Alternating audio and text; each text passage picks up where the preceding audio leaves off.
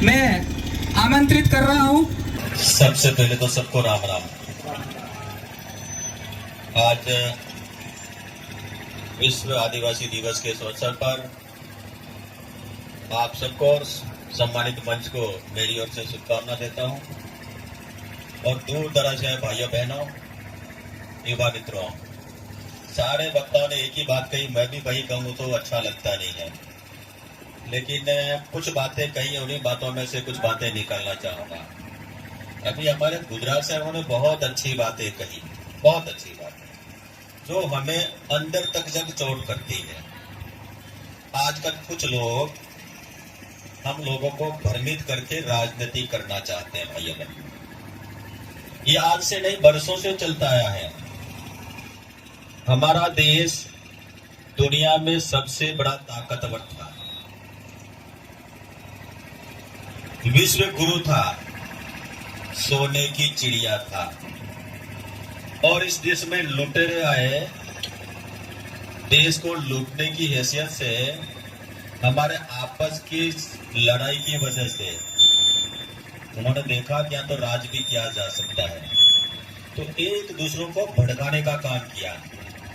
तू बड़ा है, तू छोटा है, वो छोटा है, वो ऐसा है, वैसा है, सब चलता रहा।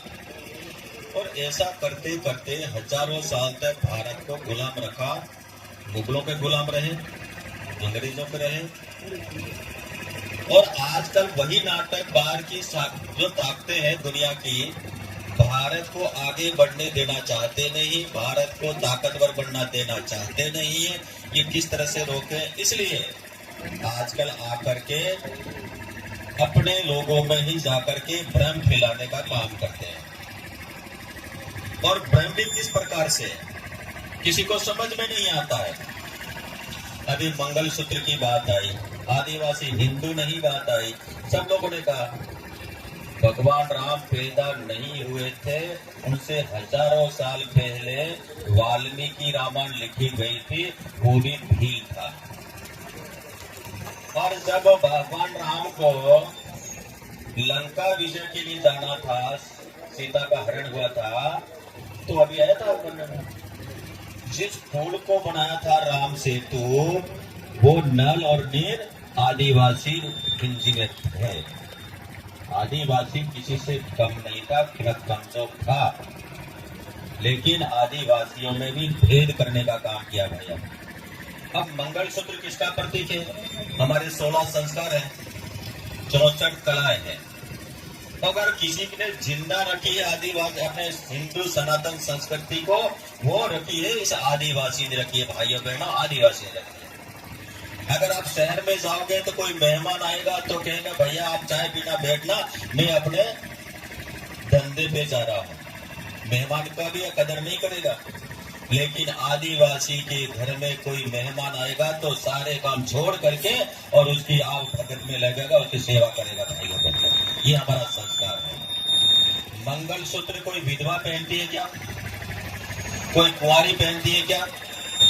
ये हम इसको थोड़ा कम करो भैया, इसको थोड़ा ठीक करो। ये सुहाग का प्रतीक है। अगर किसी ने मांग में सिंदूर भरा, इसका मतलब ये शादीशुदा औरत है। उसकी तरफ आंख उठा के कोई नहीं देखता, क्योंकि ये कुंवारी नहीं है। अगर मंगलसूत्र तो मानते हैं ये शादीशुदा है, ये कुंवारी नहीं है, ये हमारा है संस्कार है। भाइयों बहनों, उसको कहते हैं ये छोड़ दो। अगर ये छोड़ दो, धीरे धीरे कहेंगे कि राम भी नहीं मानते हैं, हमारे पूर्वजों के द्वारा विरासत वो भी नहीं मानेंगे। हमारी पहचान होती है तो कहते हैं कौन सी देवी को मानता है?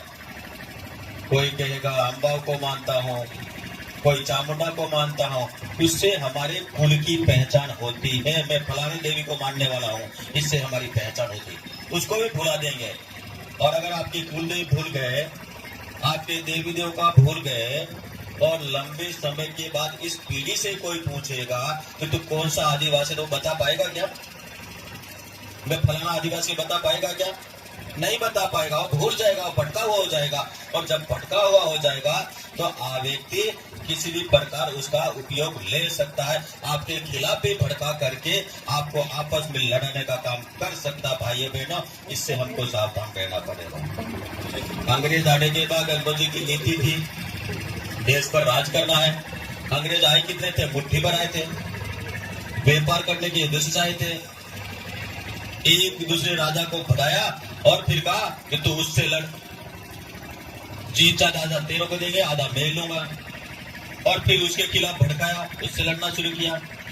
अब आपको वो जब भी लड़ते थे, इधर मरे उधर मरे, भारतीय मरता था वो तो दूर से देखते थे। भाइयों बहनों, भारतीय मरता था। यही नीति अभी आई है, यही नीति अभी इनके पीछे बहुत बड़ी ताकतें काम कर रही है। दुनिया भर से पैसा आ रहा है, विदेशों से पैसा आ रहा है। उस पैसों को दे करके इसको बराबर से इनको भड़काने का काम ये कर रहे हैं। भाइयों बहनों, अब ये लोग कह रहे हैं कि हम हिंदू नहीं, आपके लोग हम हिंदू हैं। एक परिवार में एक भाई कहेगा मैं हिंदू हूं, दूसरा कहेगा मैं हिंदू नहीं हूं। इस बात का झगड़ा होगा। आदिवासियों से आपस में लड़ाने का धंधा ये करेंगे भाइयों बहनों, और कहेंगे वो तो दूर से देखेंगे, इधर मरे उधर मरे, आदिवासी मरेगा, ये स्थिति पैदा करने जा रहे हैं। इसको भी हमको समझना पड़ेगा भाइयों बहनों। अब ये बातें तो बहुत हो गई। अब ये तय करते हैं कि शादी कौन किससे करेगा? ये तुम तय करोगे क्या? तुम्हारा ठेका है क्या? हम शादी किससे करेंगे वो समाज तय करेगा। वो कहेंगे नहीं, हम कहेंगे वहां शादी करोगे। ये धंधा भी नहीं चलने वाला भाइयों बहनों। अब दूसरी बात में सरकार की, क्योंकि मैं सरकार का मंत्री हूँ, आपका कर्जदार हूँ, आपके एहसान से मैं 4 बार MLA बना हूँ और इस बार राज्य सरकार में मुझे मंत्री बनने का अवसर मिला है। मैं आपको भरोसा दिलाता हूँ भाइयों बहनों, यह बहुत बड़ी संख्या में युवा बैठा है। मैं युवाओं से कहना चाहता हूँ, आप पढ़ने लिखने का काम करना, आपको आगे बढ़ाने का काम सरकार के साथ मिलकर के बाबूलाल खराड़ी करेगा। भाइयों बहनों, मैंने तय किया है, मंत्री बनने के बाद, विभाग मिलने के बाद मैंने कहा अधिकारियों से कितने कलेक्टर एसपी बना मुझे बताइए। कोई जवाब नहीं था, एक भी कलेक्टर एसपी नहीं बना। 2 3 4 बांसवाड़ा और डूंगरपुर के बने हैं, वो अपनी हैसियत से बने। मैंने कहा मैं कलेक्टर एसपी देखना चाहता हूँ। अभी मैंने तय किया है 50 लड़के और 50 लड़कियों को IAS की तैयारी कराऊंगा, IPS की तैयारी कराऊंगा। भाइयों बहनों में कराऊंगा। मैंने बातचीत कर ली और अच्छी संस्थाओं से दिल्ली भी कोचिंग कराने को कराऊंगा, अगर जयपुर करानी हो कराऊंगा। उनमें से कितनी सफलता मिलेगी तो भविष्य बताएगा, वरना तो उन लड़कों को माहौल देने का काम करूंगा। भाइयों बहनों, जनजातीय विभाग से पैसा देकर वो आगे बढ़ाने का काम करूंगा। भाइयों बहनों, आप में से कोई भी किसी प्रकार की कोचिंग करना चाहते हैं, आपके मेरिट के आधार पर हम चयन करेंगे। आपको उदयपुर में कोचिंग कराएंगे, उसके बाद में कोटा कराएंगे, आपको जयपुर कराएंगे। आपके खाने से लगा करके, पीने से लगा, कपड़े से लगा, रहने से लगा, लट्टे तक सारा हम देंगे। भाइयों बहनों, आपको आगे बढ़ाने का काम करेंगे। भाइयों बहनों, ये काम हमने कम काम किया क्या? आज यहाँ पर कई लोग सरपंच हैं, प्रधान भी है, नहीं होंगे तो घर होंगे। अगर सरपंच और प्रधान और प्रमुख बनाने के अगर राज का अधिकार किसी ने दिया, उसका नाम है 1995 में भैरू सिंह शेखावत ने कानून बना करके, और कुर्सी का अधिकार हमको दिया। भाइयों बहनों, बाकी पहले कोई सेठ साहूकार सरपंच बनता था, सेठ साहूकार कोई प्रधान बनता था, हमको तो वार्ड पंच के लिए भी कोई पूछता नहीं था। भैरू सिंह शेखावत के समय हमने कहा कि हमारा बच्चा नौकरी नहीं लगता है, अलवर भरपूर आता है, अच्छी स्कूल पढ़ के आता है, उसके सामने हमारा बच्चा टिक नहीं पाता है। हमने कहा कुछ करो, तो 1 से लगा करके 9 स्कूल तक नौकरी में उनको आगे बढ़ाने के लिए नंबर दे करके उनको वहां आरक्षण दे करके आगे बढ़ाने का काम किया था। फिर उसके बाद 1 से 9 तक हमने किया था, 9 तक किया था भैरू सिंह जी के समय में, और हमारे समय में हमने तय किया आज भी हमारा बच्चा नहीं लगता है तो क्या करना चाहिए, हमारा आरक्षण अलग कर दो।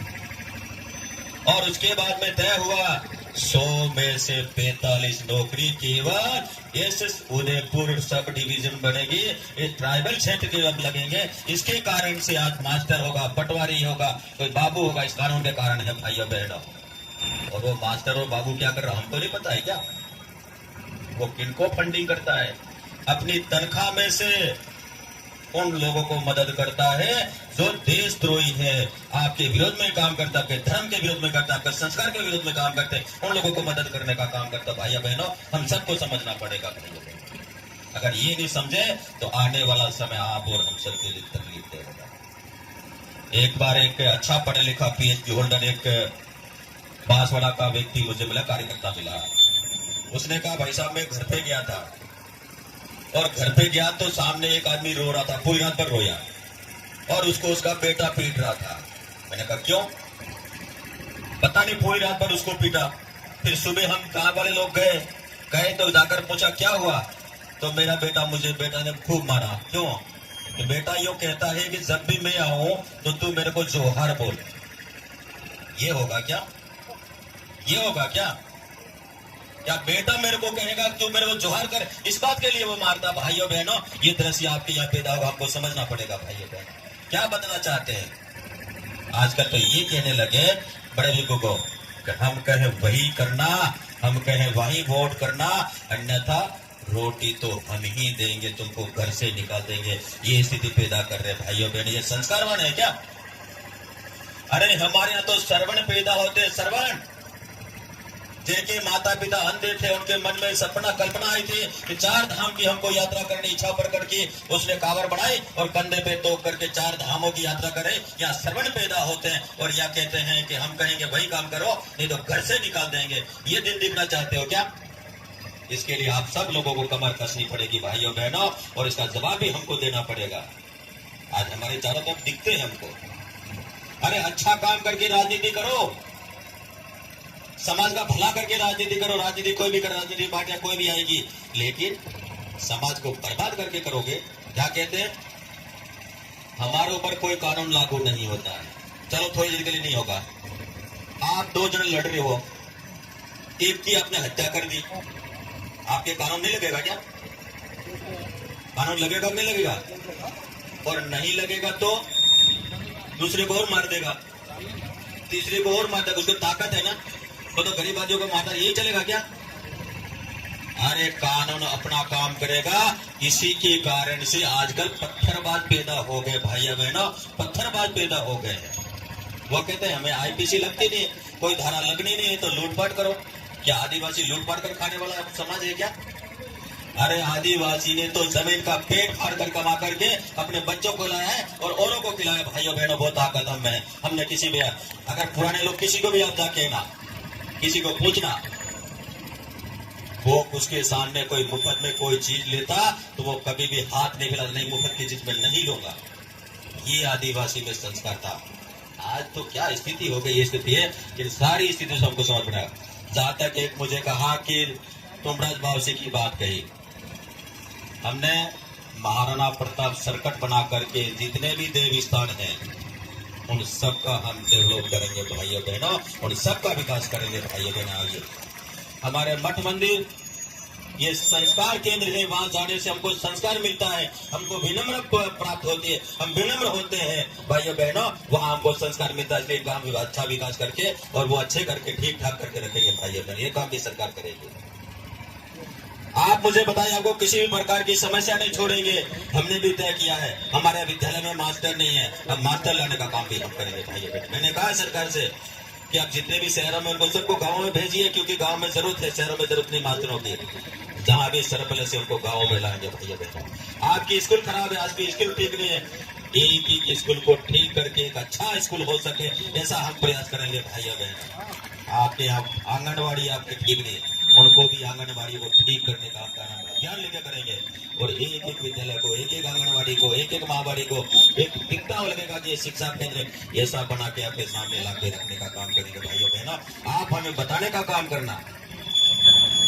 मैं पूरा सरकार से प्रयास करके जितना आपके लिए ला सकता हूँ, जितनी आपकी मदद कर सकता हूँ, उतनी मदद करेंगे भाइयों बहनों। और गुणवत्ता युक्त शिक्षा मिले, उसके लिए अच्छी क्वालिटी के विद्यालय भी, एकलव्य मॉडर्न स्कूल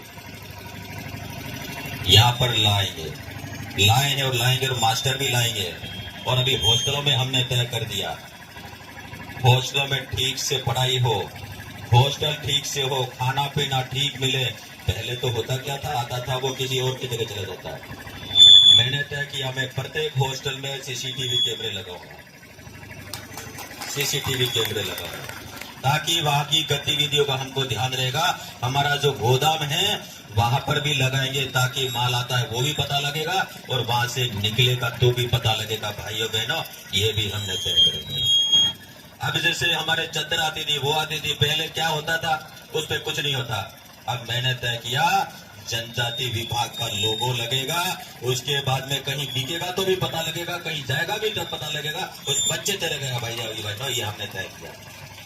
जितना सामान बच्चे को आता है बच्चे को मिलेगा, जिस प्रकार का अच्छा भोजन मिलना चाहिए उस प्रकार का अच्छा भोजन हम बच्चे को देंगे, तभी जाकर के बच्चे की बुद्धि ठीक होगी, और बुद्धि ठीक होगी तभी जाकर के बच्चा कलेक्टर एसपी बनेगा। भाइयों बहनों, वो भी प्रबंध में करना चाहूंगा। मेरे इच्छा, मेरे हार्दिक इच्छा भाइयों बहनों, इसके लिए मैं व्यवस्था करूंगा।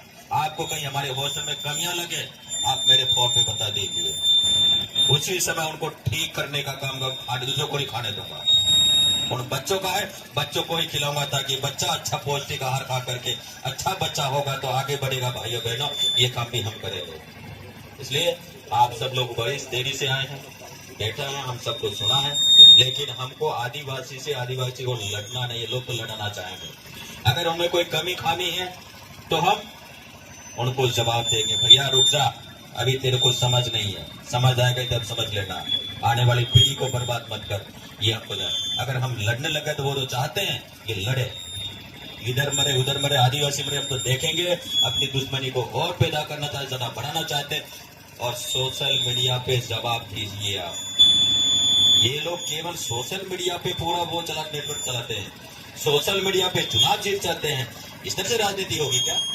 और एक बात कह के मेरी बात खत्म करूंगा। भाइयों बहनों, अगर आदिवासी की भलाई की बात करते हैं, राजकुमार रोड को जाके देख आना। 5 साल का एमएलए, आलीशान हवा महल बना हुआ। भाइयों बहनों, कौन से खेत में पैदा किया है राजकुमार रोड, बता। तेरे में ताकत है तो। मैं 4 बार का एमएलए हूं, मैं मकान बना नहीं पाया हूं। 3 करोड़ का मकान है, 3 करोड़ का। उन्होंने होटलें खरीदी है, माइन से खरीदी है। अरे 5 साल में कौन से खेत में तेने पैसा पैदा किया तो बता। आदिवासी के नाम से लूट खाने वाला, ये बता हमको। ये केवल लूटने के लिए आए भाइयों बहनों।